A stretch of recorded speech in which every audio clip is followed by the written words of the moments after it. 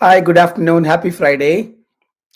I'm so excited to have this open conversation about what's on my mind. That's why I call this playlist What's on Ravi's Mind. Several months ago, I was driving from Santa Barbara after a conference when I had an aha moment.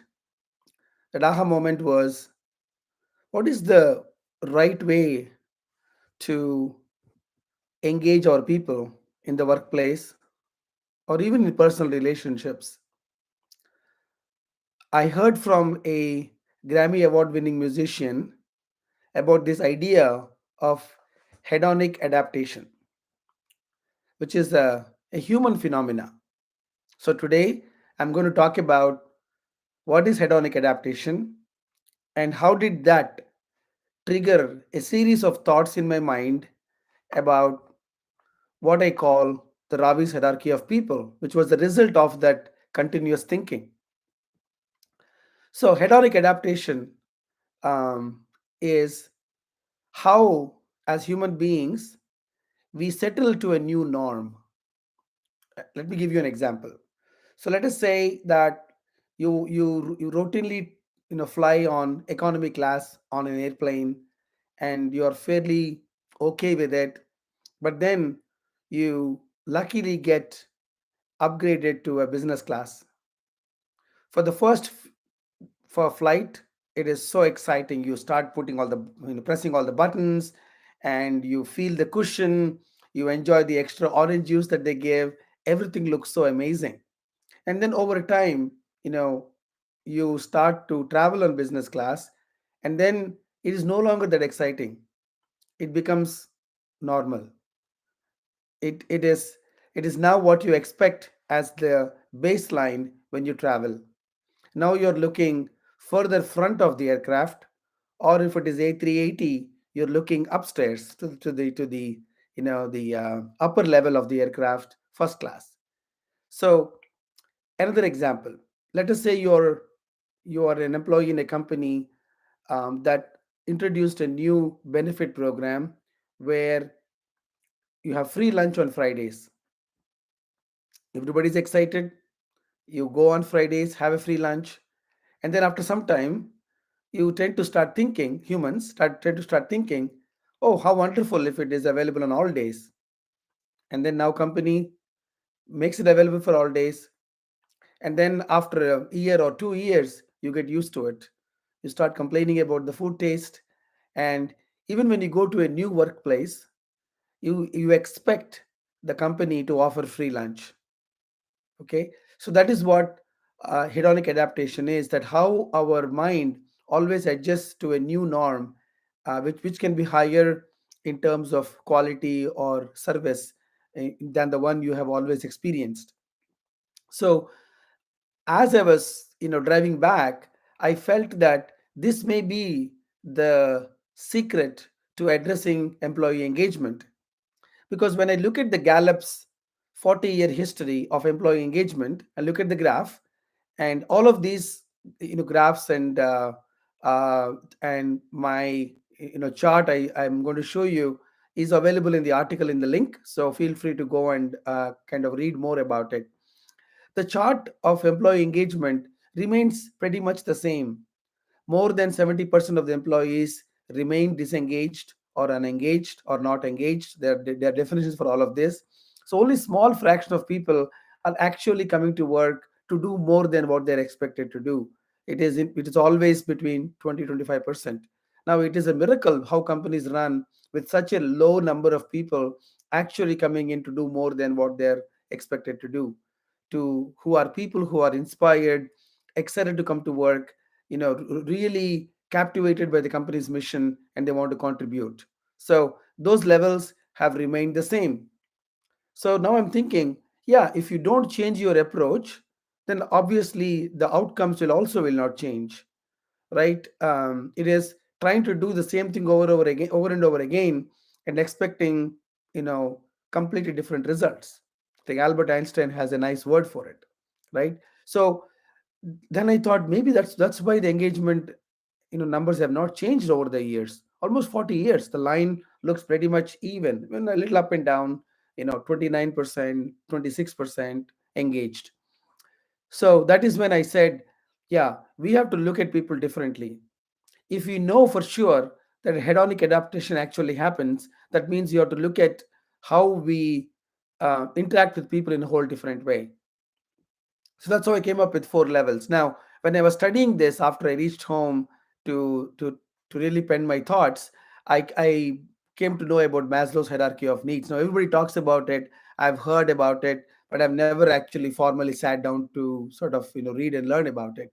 So I went and checked out. But the first aha moment within this moment was that the Maslow's hierarchy is from almost like 1943. It's been almost 70 80 years since it was first introduced, and it was introduced based on a theory of motivation. And I thought to myself, how much has the world changed? The whole, we have more new countries, we have more globalized now, the whole work life has changed. There are so many companies that have disappeared, so many new companies have come. So the whole technology revolution, internet revolution, smartphone revolution. So I said, is Maslow's hierarchy still valid? I think to some degree yes, because people have needs and Maslow talks about needs, but that may not be the end all. So that's why I said it's time to introduce a new hierarchy. That's where I said Ravi's hierarchy of people. If Maslow's hierarchy of needs is very non-human way, I said I let's have a Ravi's hierarchy of people. Now, what is Ravi's hierarchy of people? First of all, it's about people. It's not about what people want or need. Okay. So I thought about this hierarchy should be about looking at the employee as a full human being, not just a worker, right? So the example I give you is, if you focus on your employees for just the work that they do, then they're no different than a photocopier. Now I've given the photocopier example many many times. So one day photocopier is going to come and hit me on my head. But really, I think it's a good example. I think because a photocopier just does work. Do I care about the dreams of a photocopier and what else can it do, or does it have a soul? It's just a worker. It works when you plug in. It stops working when you don't plug in. That's it. As simple as that.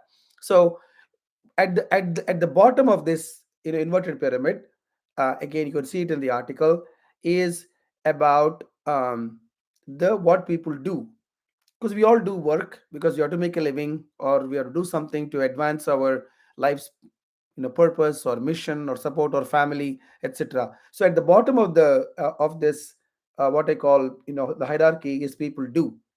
So, but if you just if you just focus on people do, let's say as managers and leaders, then you look at what your people are doing and you provide them training, you provide them tools, you provide them resources, you provide them extra staff members, and you do all of these things to make them very productive. So if when you focus on what people do, then they become productive when they're given enough learning, growth, and support resources. But if they become too productive, and if all they do is do more work, which is good for you as an organization and as a leader, but they get burnt out. Now I don't like the word personally burnt out, because a light filament burns out. A human, when this filament burns out, you're gone from the planet. You're no longer technically alive. So I don't like the word burnt out, but that's a different topic. That's also on my mind, but you'll hear about it some other time. um, so now, what else? What else is there about people? The second level is what I call people know. So now we have people do, and then, but all of us know more than what we do, right? I'll take my example. Today, I run a company called Mentor Cloud, but I've also done a PhD in fluid mechanics, which is part of mechanical engineering. I also designed ships in my undergraduate. I'm a singer. I also read a lot of Indian scriptures, and I've given talks on it. I play the violin. So there are so many things that that make me. So I know more than what I do every day. So if a student were to come and ask me, Ravi, can you tell me your experience about doing a PhD and how you went about it, how you chose your research topic, how you interacted with your advisors so you have a great relationship? How did you publish? How did you finally get the approved? How did you get the funding? I mean, there's so many things that happen in a PhD, and I've gone through it all, but I don't use it every single day. And I kind of say sometimes that this all this wisdom in the mind is like a zip file in your computer. Unless you unzip it, you don't know what the contents are. Similarly, unless somebody comes and talks to you, that wisdom remains trapped. It's right here.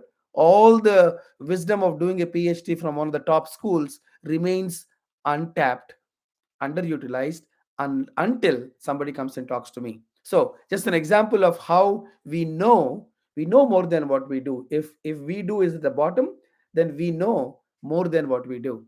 So when you start focusing on people and really say, hey, what else does this employee know? It could be anything. It could be yoga, it could be meditation, it could be mindfulness, it could be Python programming, it could be dance, doesn't matter. They know more than what they do. And when you focus on what people know, they become very engaged. Now they know that I'm just not a photocopier.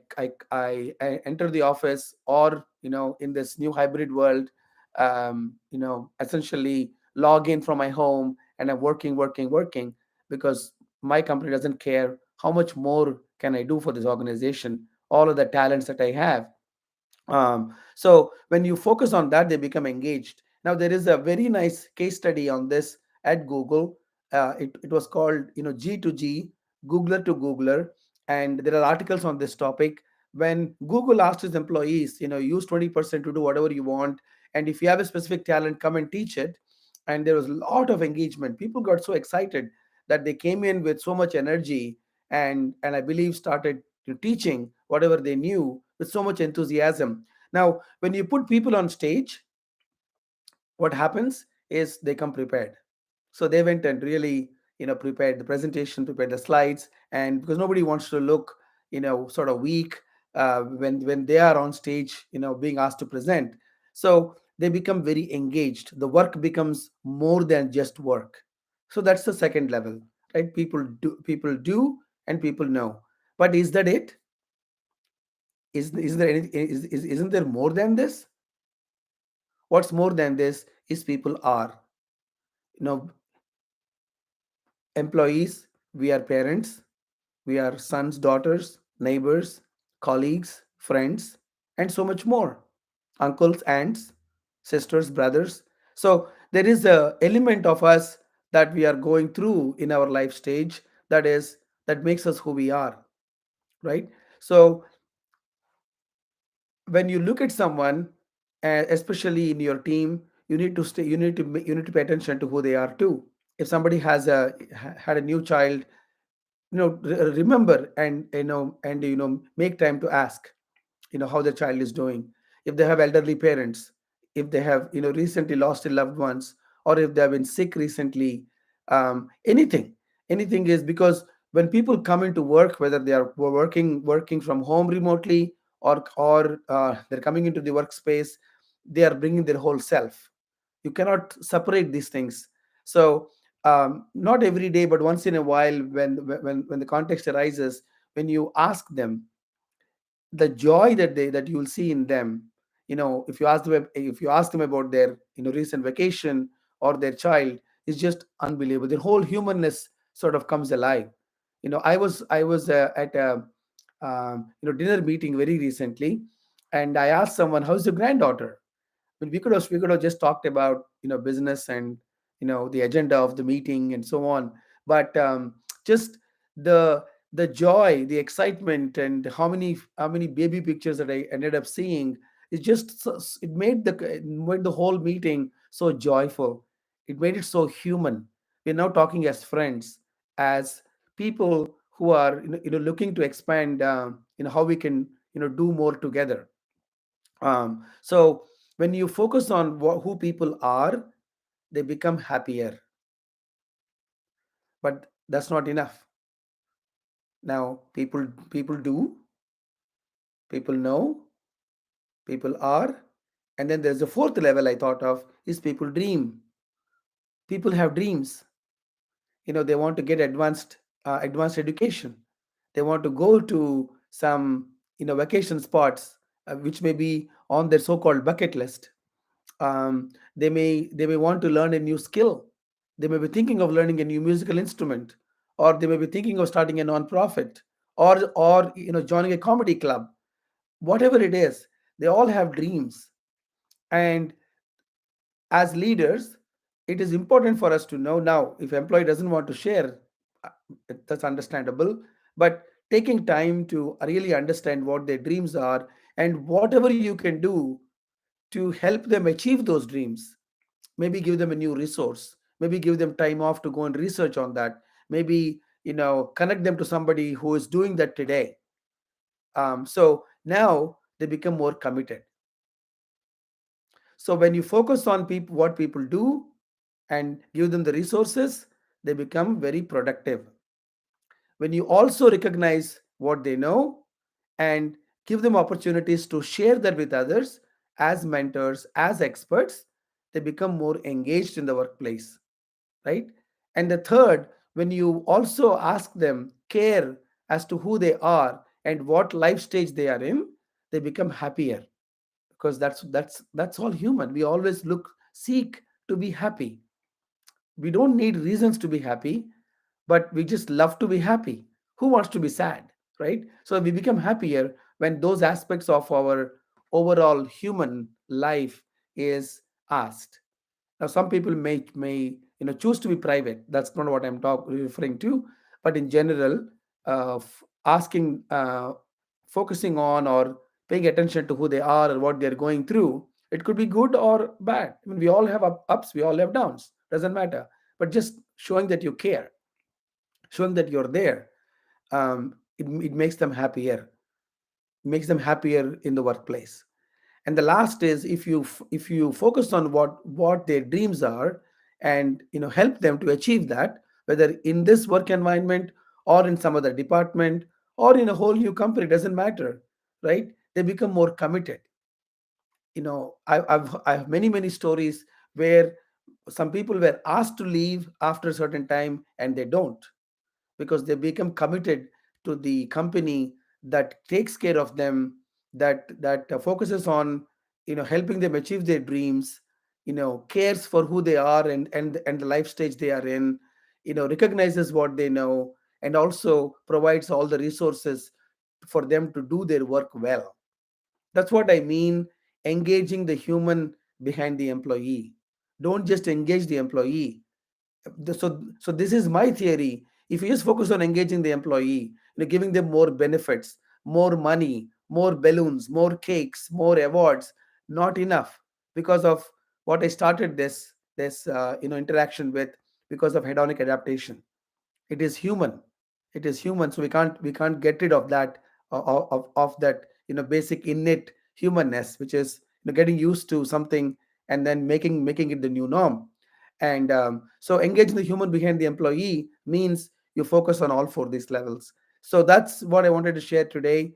Please add your comments, and I expect to do these things in a live session, when you all can ask me live questions. But I'm going to leave the comment section open, so feel free to add your questions and comments, and I look forward to seeing you all on my next session, when I'll share what's on my mind.